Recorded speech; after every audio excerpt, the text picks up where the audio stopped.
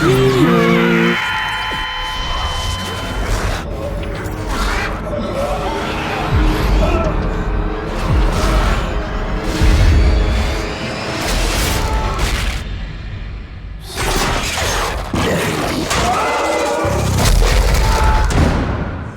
Isaac Clarke just can't catch a break. After somehow managing to survive an outbreak of terrifying undead mutations called necromorphs in the first Dead Space, he finds himself 3 years later fending off another onslaught of these nasty creatures. Dead Space 2 will feel familiar to anyone who played the original game. Its few improvements over Dead Space are minor tweaks rather than game changers. But blasting the limbs off of necromorphs remains tremendously satisfying, and a new multiplayer component translates Dead Space's dismemberment-focused combat into a pulse-pounding team-based experience. As long as you've got the stomach for it, Dead Space 2 is one sci-fi horror thrill ride you definitely want to take.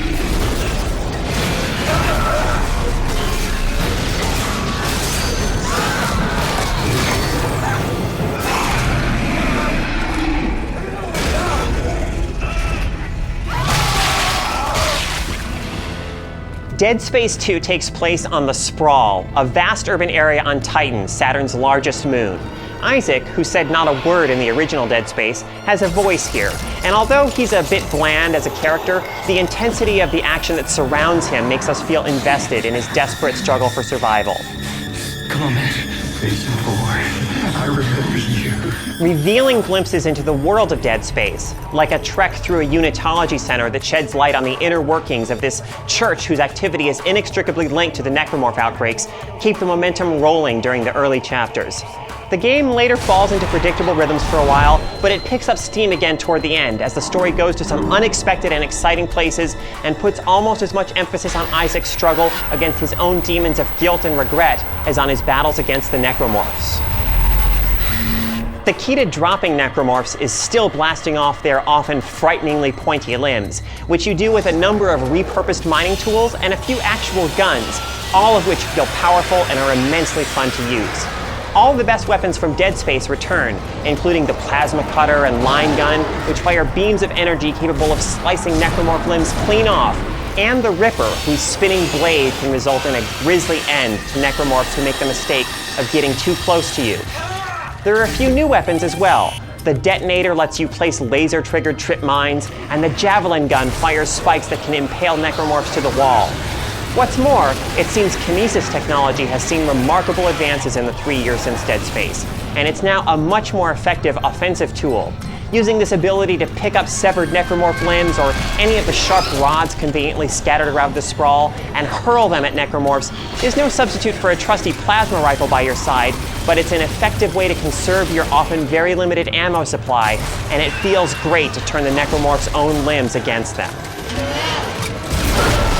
The Sprawl's pressurized environment also offers a reckless and fun way to eliminate some necromorphs. Certain rooms have windows that you can easily shatter. The instant you do so, everything in the room, furniture, necromorphs, and you, are rapidly pulled toward the window as the air rushes out into the vacuum of space.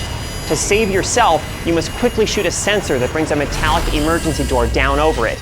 It's a risky and thrilling maneuver that brings some action movie-style craziness to what is often a more grim and atmospheric adventure. Despite your powerful and satisfying arsenal, you still feel as if you're in constant danger, and that's never more the case than when you're faced with a few of the terrifying new types of necromorphs who make their debuts here. One new variety, called the Pack, resemble twisted versions of human toddlers. Individually very weak, these terrors run at you in groups, and if one manages to leap up onto you, it can cause tremendous damage. The other new standout necromorph type are called Stalkers. These hunters display an intelligence previously unseen in necromorphs, making use of cover to try to stay hidden from you until they decide to strike, charging at you with incredible speed.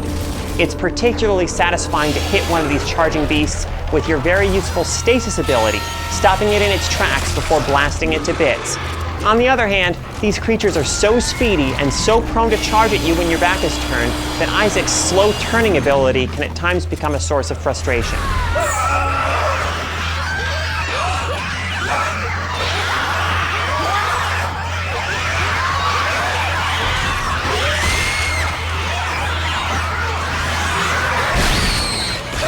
Unfortunately, as in the first game, Isaac gets saddled with some dull tasks here, playing galactic repairman as you fix elevators, deactivate AIs, align solar arrays, repair drills, and so on.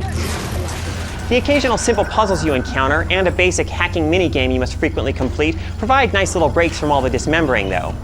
Solving those puzzles sometimes involves moving through zero-G environments, and the way you do this has changed, for better and for worse.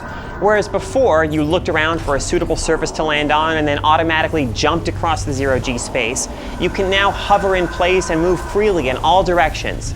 This added freedom allows for some fun moments in which you must soar around large open spaces to interact